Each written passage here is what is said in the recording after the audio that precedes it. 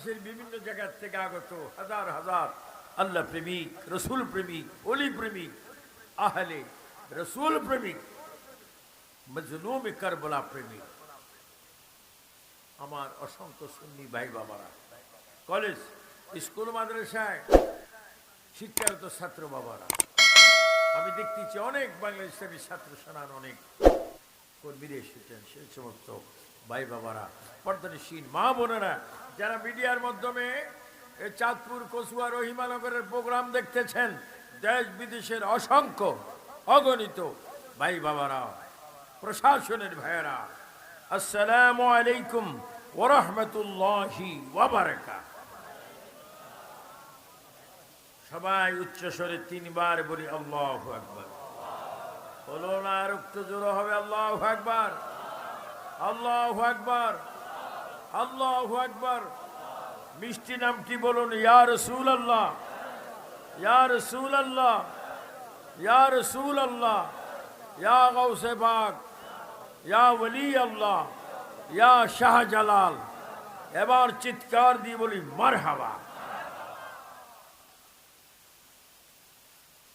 আমি মরার পরে যখনই মরি তখনই এই ক্যাসেটগুলো দেখে চিন্তা করবেন, কারণ কি এত কথা কেন? আমরা জন্ম থেকে শুরু করেছি মৌত পর্যন্ত, মৌত থেকে কবর পর্যন্ত, কবর থেকে হাসর পর্যন্ত, হাসর থেকে মিজান পর্যন্ত, মিজান থেকে ফুলসরাত পর্যন্ত, ফুলসরাত থেকে জান্নাতের দরজা দিয়ে যখন আমরা ঢুকবো, ফাদখুলি ফি ইবাদি ওয়াদখুলি জান্নাতি, যখন জান্নাতে প্রবেশ করব, সৃষ্টির প্রথম থেকে জান্নাতে ঢুকা পর্যন্ত যিনি আপন হবেন, যিনি আপন হবেন, যিনি বন্ধু হবেন, যিনি রহমত হবেন, সবাই উচ্চস্বরে বলেন রহমতুল্লিল। আর একটু জোরে বলো রহমতুল্লিল। বলো আমরা নবীর কদম মোবারকে চুমা চাই কি চাই না? অনেকে বলা বুঝবে না, আবিদুল কাদের নবীর কথা বেশি বলে, তো কার কথা বলতাম? আল্লাহ তো নিজেই নবীর কথা বলে।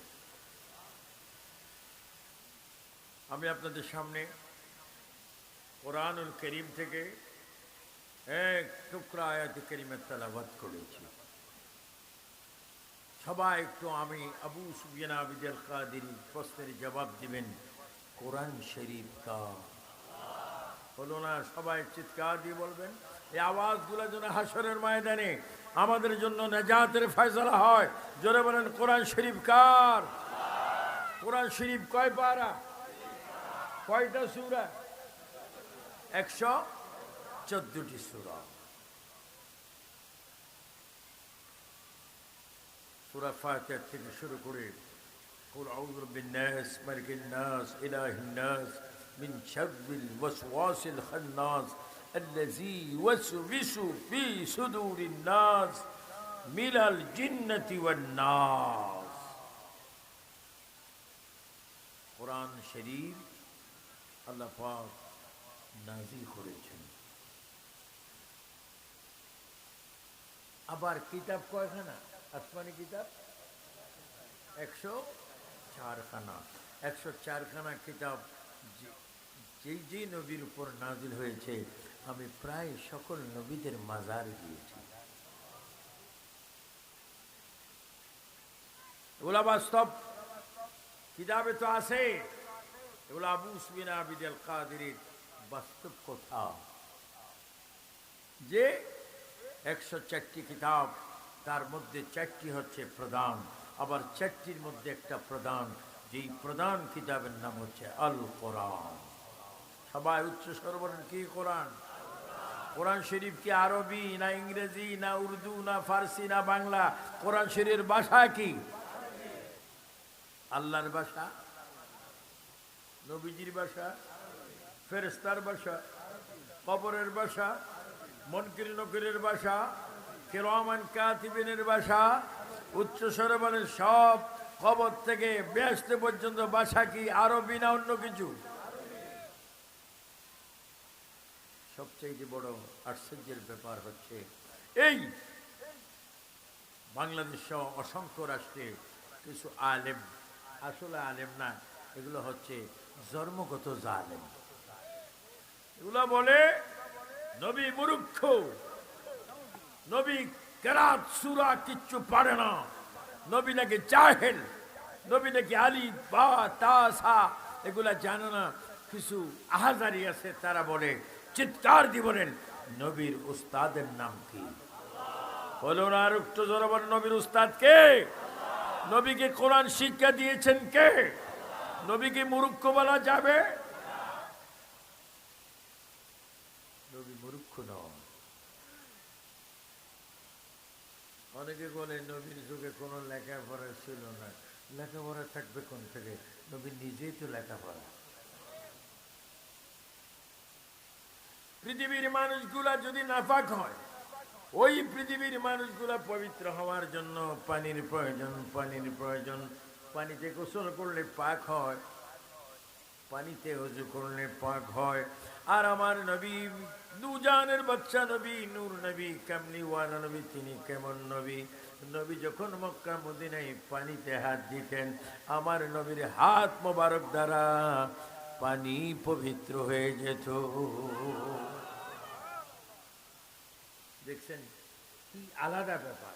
মানুষ নাপাক হলে পানির দ্বারা পরিষ্কার হয়, আর পানি পরিষ্কার হয় আমার নবীর হাত মোবারক দ্বারা। আমার নবী পৃথিবীতে এসেছেন। পৃথিবীতে আসার পরে আল্লাহ হাবিব সরকারে কায়নাত, নূরে মুজাসসাম, ফখরে আদম ওয়া বনি আদম, যিনি সৈয়দুল মুরসালিন, রাহাতুল আশিকিন, সিরাজুল মুনীর, শামসুদ দুহা, বদরুদ দুজা, নূরুল হুদা, যিনি আউয়াল, যিনি আখির, যিনি জাহির, যিনি বাতিল, যিনি মুজাম্মিল, যিনি মুদাসসির, যিনি নবীগণের নবী, যিনি কাবার কাবা, যিনি আটখানা জান্নাতের আল্লাহ প্রদত্ত মালিক, ওই নবী আসার পরে ইসলাম প্রচার শুরু হয়েছে। জোরে বলেন, ইসলাম আগে না নবী আগে?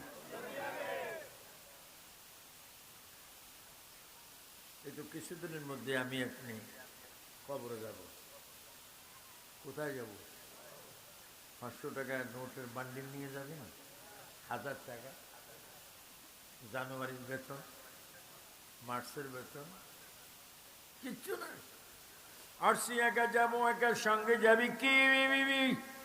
সঙ্গে যাবে মাত্র দুইটি নাম, আল্লাহ ও নবী। তুমি দুনিয়ায় থাকো, নবী নিয়ে থাকবে।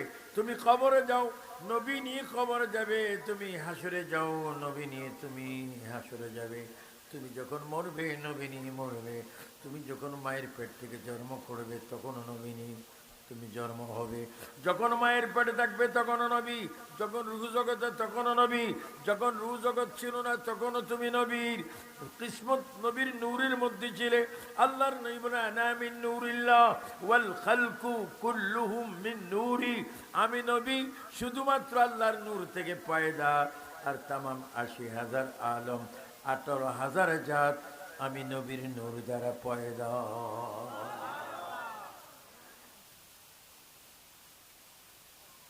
নবী ছিলেন। আমি এই জন্য এই ওয়াজটা করতেছি। আজকের লিফটেডে দেখলাম কি সুন্দর একটা মাহফিল। এই মাহফিলের নাম কি? 31তম ইসলামী সুন্নি মহাসম্মেলন। যেহেতু আমাদের পীর সাহেব শাহ মোহাম্মদ মেজবাহুল ইসলাম লতিফি সাহেব ইসলামী সুন্নি মহাসম্মেলন যখন দিয়েছে, ইসলামের কথা উল্লেখ করে আল্লাহ পাক কোরআনুল কারীমে আয়াত নাজিল করেছেন। উচ্চস্বরে বলুন ঠিক কিনা?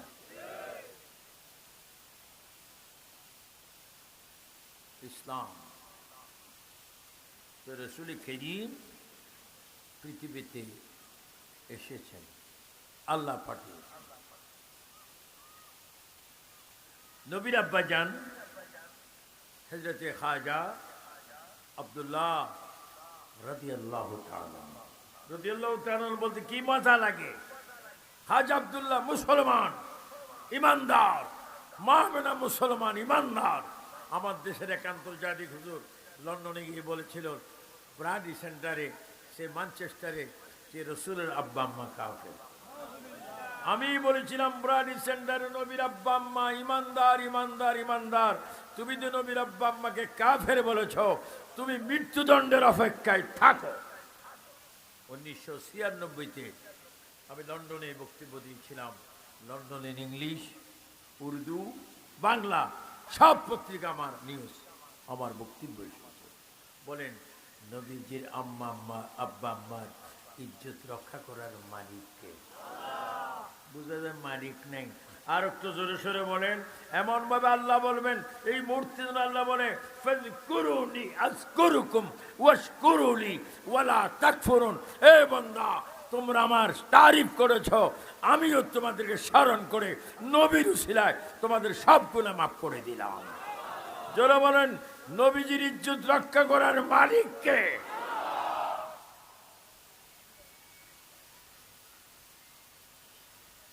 আমার রসুলের পাক সাল্লাল্লাহু আলাইহি ওয়াসাল্লামের আব্বা আম্মা ছিলেন ইমানদার। আমি নিজে নবীজির আব্বা এবং নবীজির মা উভয়জনের জিয়ারত করেছি। আমি আমার এই লাইফে প্রায় 2 লক্ষ কমার বেশ নবী রসুলের জিয়ারত করেছি। মানুষ অনেক জায়গায় যায় ইনকাম করতে, আমি জায়গায় যাই খরচ করতে। কারণ আমার বিলাসিতার কোনো কারণ নেই। এখনো আমার ঘরে যান, হাজীগঞ্জ পৌরসভার সামনে আমার ঘর, আমার মাদ্রাসা কিন্তু 3 তলা, ঘরের চালে এখনো পানি পড়ে। যে আমরা ফকির মানুষ, আমরা নবী নিয়ে আমরা কবরে যাব। এ আমার যুবক বাবারা, আমার বৃদ্ধ বাবারা, আমার 50